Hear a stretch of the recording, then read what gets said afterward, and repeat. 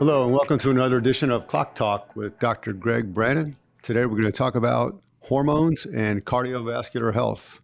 Are Fantastic. you ready? I hope so. I got a heart still beating, so we'll keep it going, man. All right, here we go.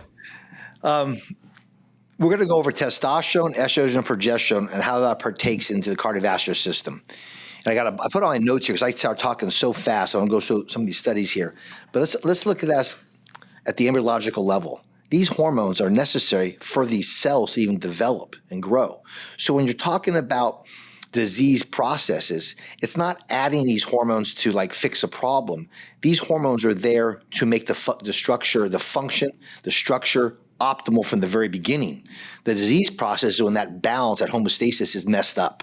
So that's why it's important to understand this is not like a drug or a pill to make something better that's breaking down. This is, in my mind, the optimal prevention. The optimal prevention of these cells grew in this environment, this biochemical milieu. So if we can keep that milieu at the youthful chemistry, that's where benefits are. And there's so many studies out there, Jim. So let's go over this thing.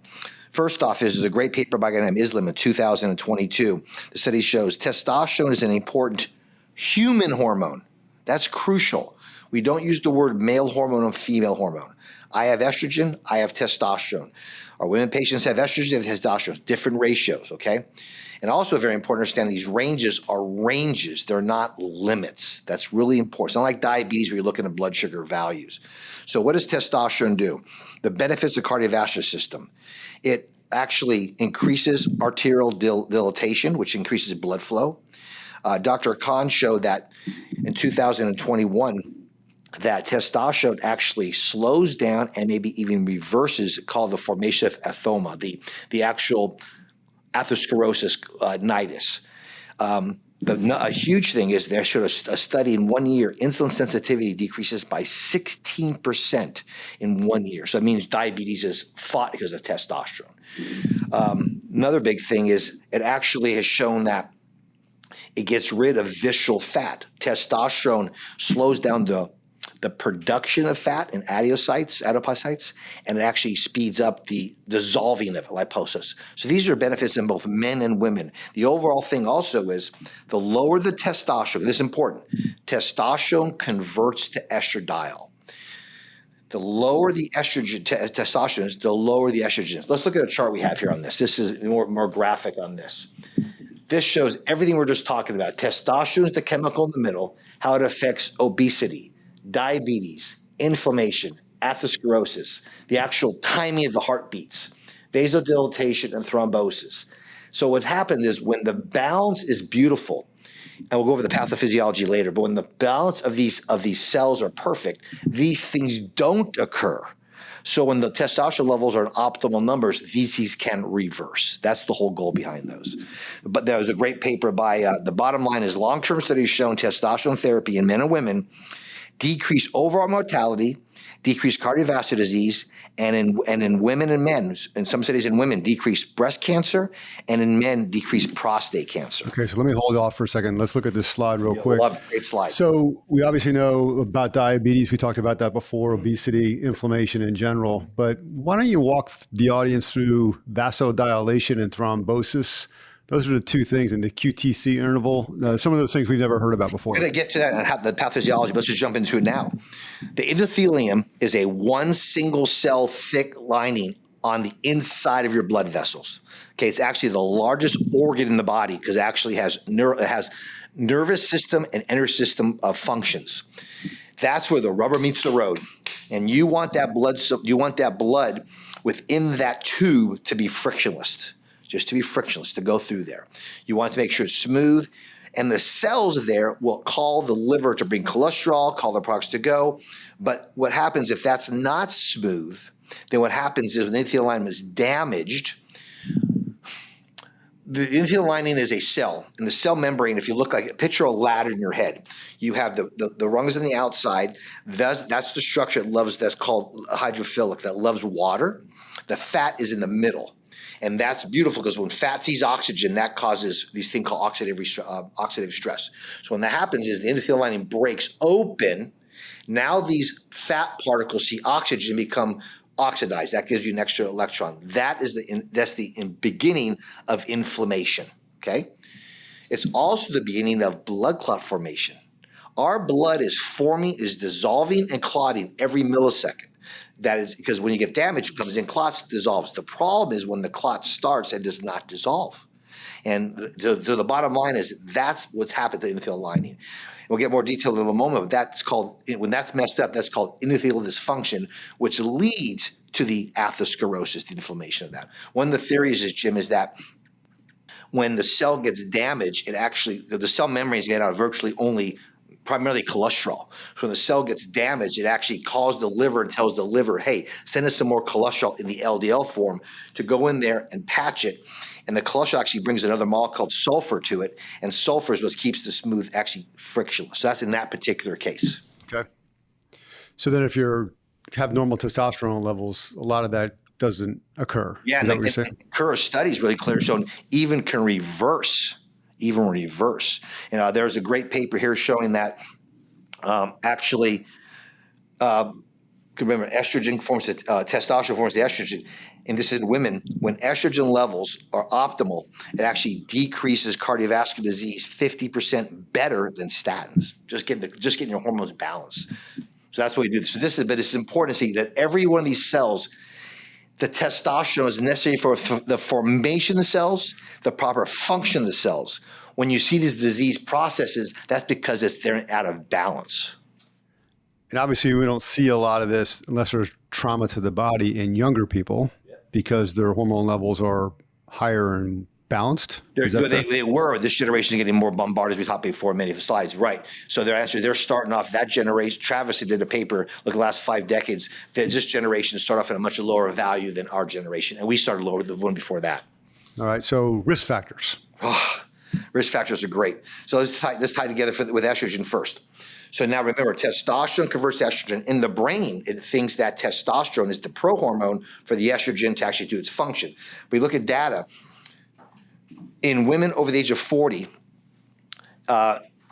women die of heart attack 4 times higher than breast cancer. It's the number one cause of death. 53% chance one dies of heart attack. Breast cancer is 1 in 6 times 0.03.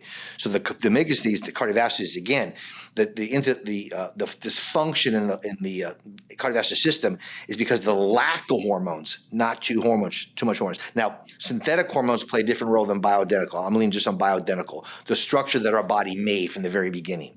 So it's also shown that what an estrogen does is causes vasodilatation again. It causes vasomotation, so there's constriction and dilatation at the proper rate. It actually is shown that it increases cardiac blood flow, and both estrogen and testosterone do this major thing is they decrease inflammation at the endothelial lining. Risk factors you talked about, things that mess the system up, obesity, diabetes, smoking, alcohol.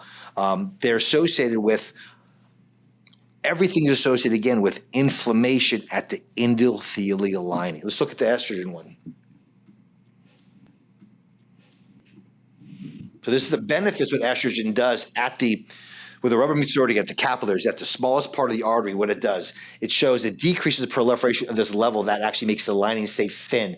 The big thing with the endothelial lining is this, Jim, is the most important molecule it makes is called nitrous oxide. Nitrous oxide causes vasodilatation. So when it's higher, it's more vasodilatory. When it's decreased, it constricts. And there's a balance to that. You don't always want to dilate it. You don't always want to constrict it. That's your blood pressure. Inflammation, again, you have these cells called cytokines. When damage occurs, acute inflammation is life-saving. Chronic inflammation is disease processing. So what you want to have is that when that inflammation occurs, the right cytokines, we've heard that phrase recently, comes in, cleans everything out, and the other cytokines come in that balance it out, called the anti-inflammatory ones. But again, I can't stress that this has happened every millisecond when the hormones are balanced. It's when the out of balance is these diseases processed when you see it at a later date.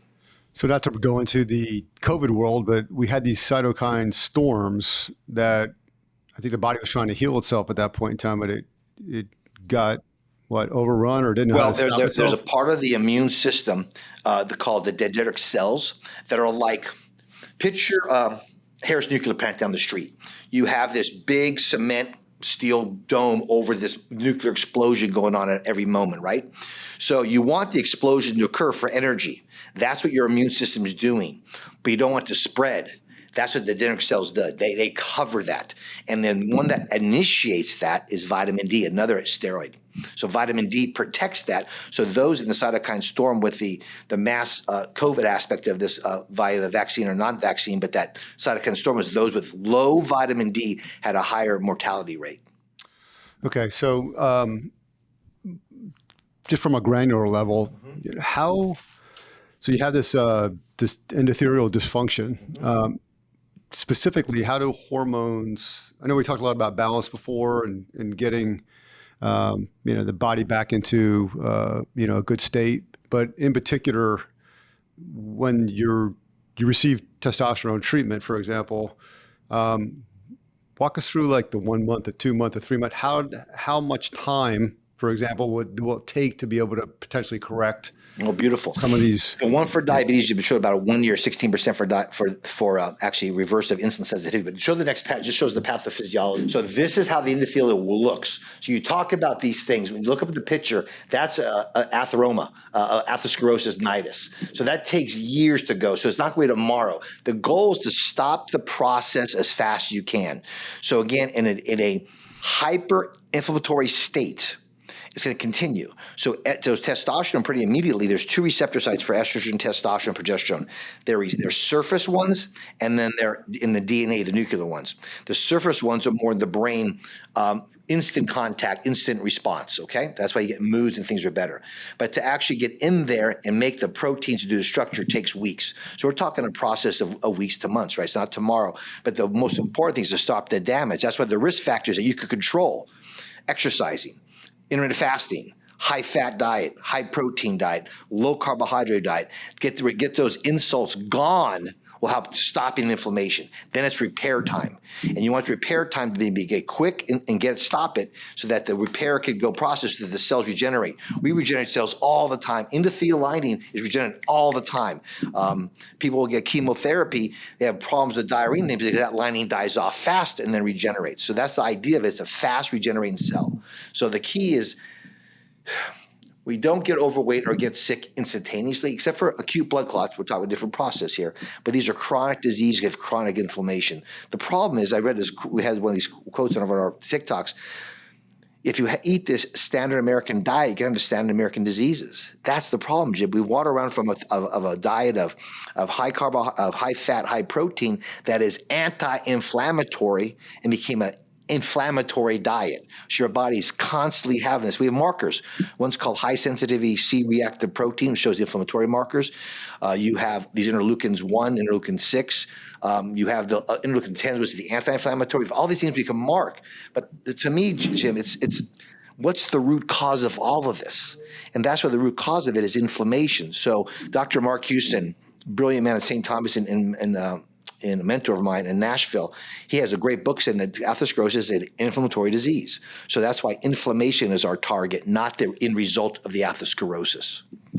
Is there any way you can speed up the repair through other supplements? Yes, there's been studies that show vitamin D3 with K2. K affects calcium metabolism. Calcium is free electrons are an extra electron, and they need another electron so they can pair up. All electrons are in pairs.